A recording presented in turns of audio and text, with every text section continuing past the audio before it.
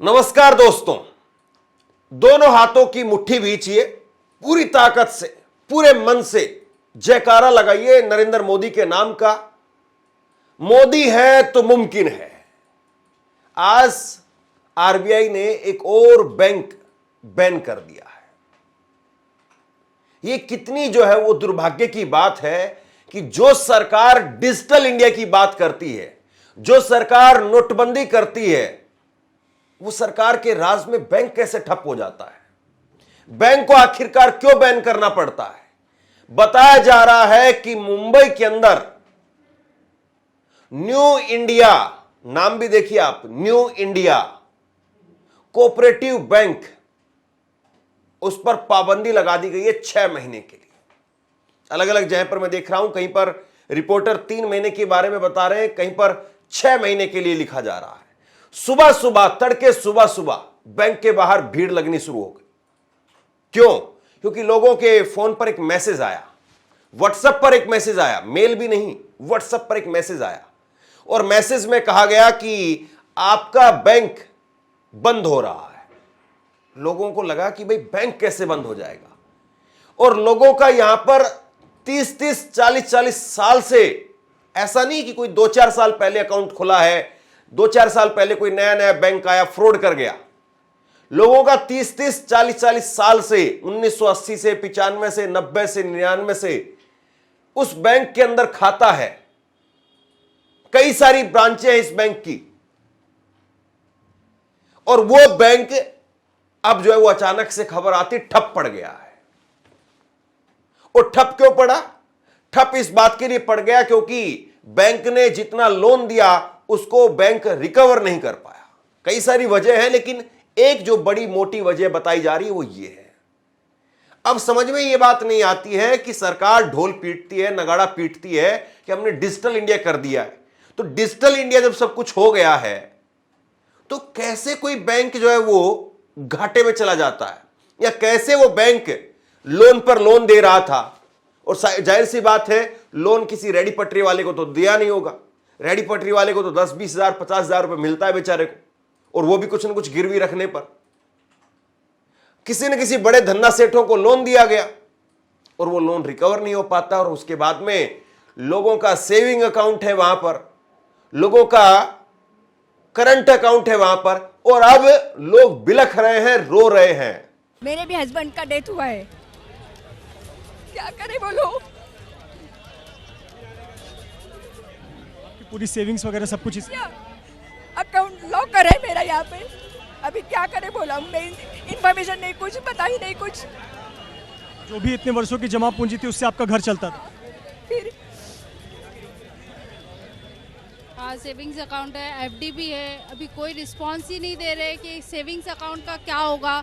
आज लॉकर्स वालों को अथॉरिटी दे रहे, पर कल को ताला लगा के चले गए, फिर हम कहाँ जाए। कोई अथॉरिटी नहीं दे रहा है, जवाब कुछ नहीं दे रहा है, प्रायर नोटिस नहीं दिया। कल तक बैंक चालू था, आज बंद हो गया है।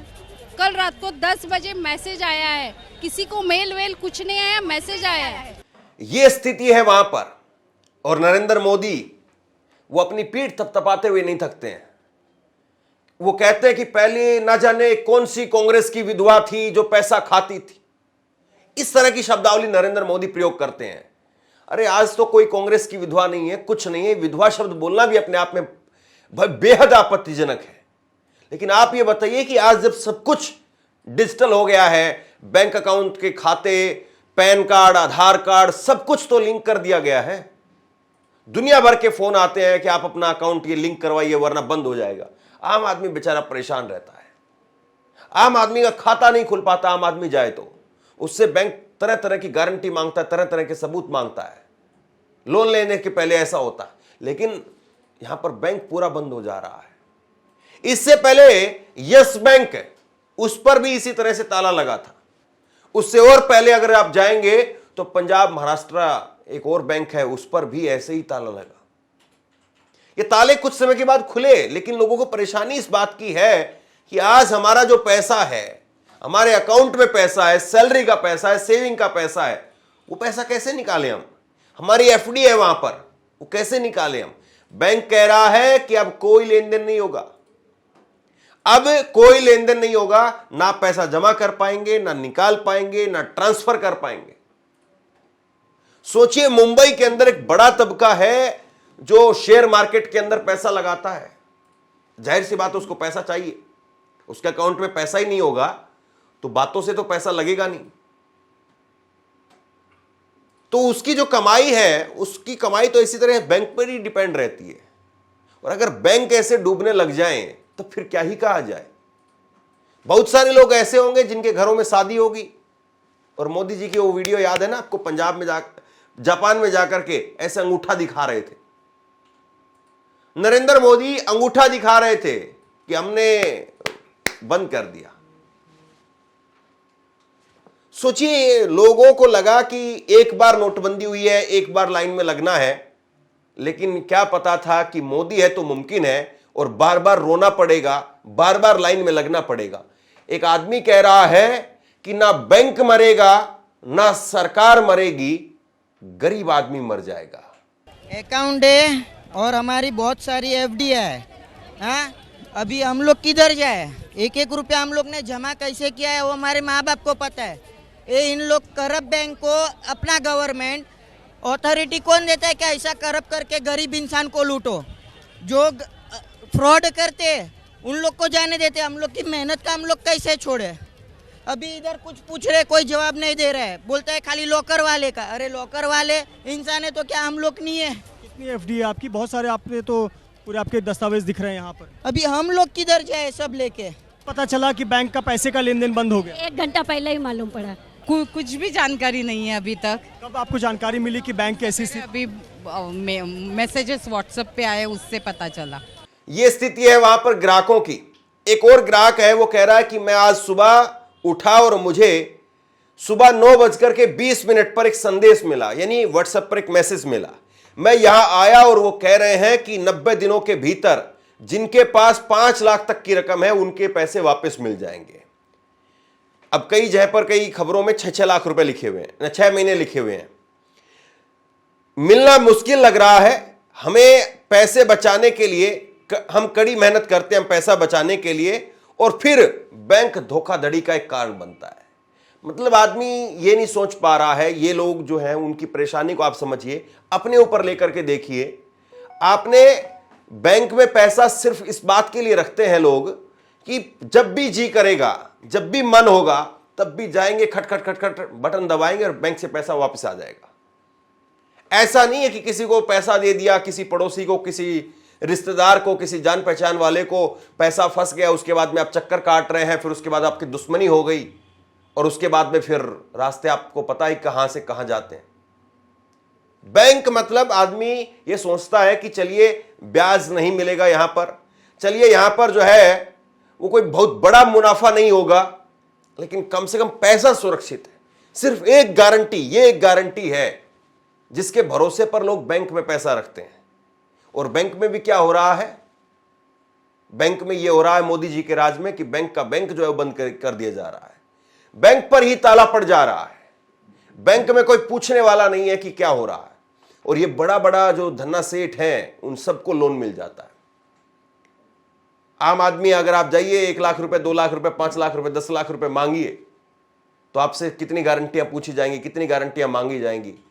सबसे बड़ा सवाल एक ये भी है कि आज 14 तारीख भी है, 14 फरवरी का दिन है, और ऐसा लगता है कि 14 फरवरी का दिन भी लोगों के लिए अपने आप में एक बड़ी मुसीबत का दिन हो गया।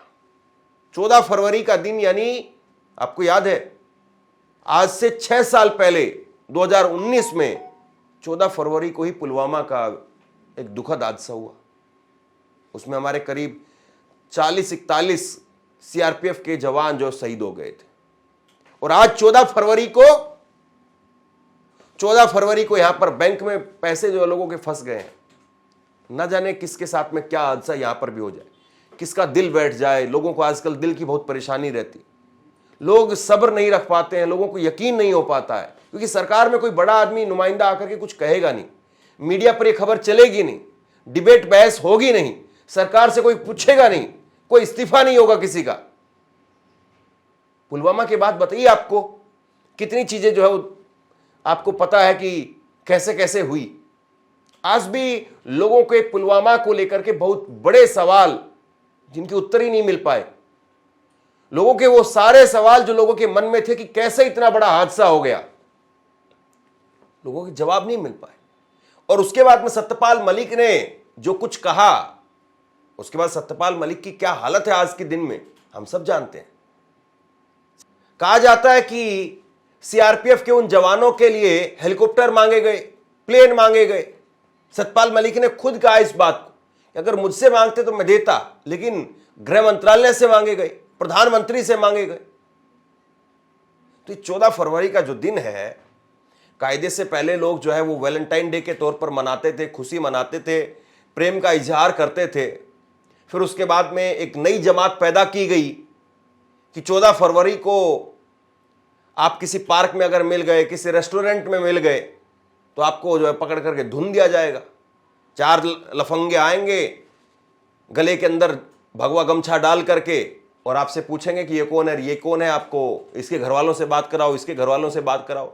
और बहुत बार तो इतना टाइम भी नहीं मिलता है, आपको लपेट दिया जाता है। कहाँ मिलेंगे बाबू सोना, देंगे कोना कोना। भारत माता की, भारत माता की, जय श्री राम, जय श्री राम, वंदे मातरम। पुलवामा के वीर जवानों को सम्मान दो, सम्मान दो। पुलवामा के वीर जवानों को सम्मान दो, सम्मान दो। वैलेंटाइन डे के आड़ में बहन बेटियों को बरगलाना बंद करो, बंद करो, बंद करो। वैलेंटाइन डे के आड़ में बहन बेटियों को बरगलाना बंद करो, बंद करो, बंद करो। तो धीरे धीरे तो वो रिवाज बंद हुआ और अब 14 फरवरी की ऐसी कुछ यादें हमारे जहन में आ गई। 14 फरवरी एक जो प्रेम का इजहार का दिन होता था, लोग सेलिब्रेट करते थे, दुख के तौर पर लोग याद करने लगे। अब जरा इन बैंक वालों को ये बारे में ही सोच लीजिए कि 14 फरवरी आज के दिन किसने क्या क्या प्रॉमिस किए होंगे, या फिर इन लोगों का जितना बड़ा नुकसान होगा। आज ये जो बैंक पर ताला लगा है, बैंक पर पाबंदी लगी है, इससे ना जाने जो है वो अब इस लोग जो है वो इस तारीख को कैसे याद करेंगे।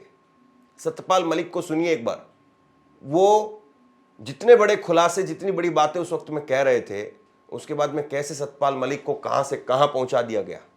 CRPF people asked for aircraft to ferry their people because इतना बड़ा कॉन्वॉय कभी रोड से नहीं जाता है। आपसे पूछा था जी, आपसे ये मेरे से नहीं, जो जिससे कंसर्न थे, होम मिनिस्ट्री से पूछा, राजनाथ जी के यहाँ, दे रिफ्यूज टू गिव। अगर मेरे से पूछते तो मैं एयरक्राफ्ट देता उनको, कैसे भी देता।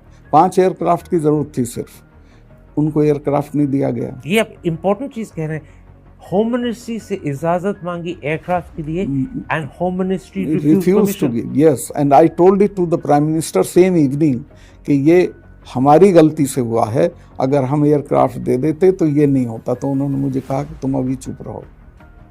कुल मिलाकर के ये बेहद दुर्भाग्यपूर्ण है कि सरकार की जो फेलियर है वो ऐसे मौकों पर निकल करके सामने आती है जहां पर लोग विश्वास नहीं कर सकते हैं कि सरकार कभी यहां पर इस जगह पर आकर के भी फेल हो सकती है। कोई भी सिस्टम, कोई भी सरकार फेल हो सकती है, कोई भी बैंक भी फेल हो सकता है, लेकिन कम से कम लोगों के अंदर से अगर ये इकबाल ही खत्म हो गया कि भाई बैंक में पैसा रखना भी अब एक तरीके से जो है वो रिस्क का काम है कि आपका पैसा है तो वो मिलेगा कि नहीं मिलेगा। बाहर अगर आप पैसा रखेंगे तो बाहर आप एजेंसियों के लोग आपके पास में आ जाएंगे, और आप जो है वो अगर मोटा पैसा जमा करवाने के लिए भी जाएंगे कहीं पर तो आपसे 70 सवाल किए जाएंगे कि पैसा कहां से आया, इसका इनकम का सोर्स क्या है, कहां से लेकर के आए हो, और तमाम तरह के सवाल हैं। लेकिन एक के बाद एक ये बैंक की फेलियर क्यों निकल करके सामने आ रही है, यह अपने आप में बहुत बड़ा सवाल है और सरकार को इसके लिए जवाब देना चाहिए। आप क्या सोचते हैं जिस तरीके से इस बैंक पर ताला लगा है, अभी 6 महीने कहा जा रहा है, लेकिन कम से कम 3 महीने तक पूरी तरह से रोक जरूर दिखाई दे रही है, और मुझे लगता है कि कुछ दिन बाद में हो सकता है कि इसमें रियायत दे दी जाए। लेकिन सबसे बड़ा सवाल यह है कि कोई सामने आकर के बताए तो सही, ताकि लोगों के अंदर एक पैनिक ना फैले, लोगों में एक तरीके से जो झटका लगता है, जो शुरुआती झटका, वो ना लगे। कम से कम सरकार की तरफ से कोई प्रेस रिलीज जारी की जाए। आरबीआई ने यहां पर नोटिस निकाला, लेकिन पूरी तरह से बातों को रखा जाए। अब देखना यह होगा कि 5 दिन बाद में, 10 दिन बाद में, जो पहले जो बैंक बंद हुए उनमें इसी तरह से हुआ। 10 दिन के बाद में यह रियायत दी जा रही है, 1 महीने के बाद में यह छूट मिल जाएगी आपको, 2 महीने के बाद में आपको यह छूट मिल जाएगी, 6 महीने बाद बैंक जो है वो दोबारा से प्रोसेस में आ जाएगा।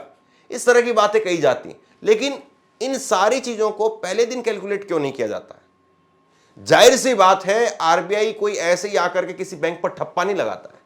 किसी बैंक पर अगर ठप्पा लगना होता है, किसी बैंक को अगर बंद करना पड़ता है, तो उसके लिए पहले से उसकी जांच चलती है। आरबीआई की वैसे भी लगातार रेगुलर जो है सभी बैंकों की चेकिंग चलती रहती है कि किस बैंक ने कितने रुपए के लोन दिए हैं, उसके पास में रिकवरी कितनी आ रही है, उसकी इनकम कितनी है। इन सब चीजों को लेकर के आरबीआई लगातार रेगुलेट करता है। लेकिन जब अगर किसी बैंक को बंद किया जाता है, तो पर्टिकुलर उस समय पर जो जरूरत होती है कि सरकार की तरफ से या आरबीआई की तरफ से या उस बैंक की तरफ से लोग सामने आकर के सफाई दें, अधिकारी सामने आकर के सफाई दें। वहां पर बेचारा कोई चौकीदार होगा जिसके कपड़े लोग फाड़ने पर आ जाएंगे, उस चौकीदार को लोग लपेट देंगे। उस बेचारे चौकीदार की कोई गलती नहीं है, उस चौकीदार ने कोई पाप नहीं किया है, लेकिन उस चौकीदार को लोग छोड़ेंगे नहीं। और एक वो चौकीदार याद करिए आप कि देश की खजाने पर, देश की पूंजी पर कोई पंजा नहीं पड़ने दूंगा। ये क्या हो रहा है? अब कोई नहीं लिख रहा मैं भी चौकीदार।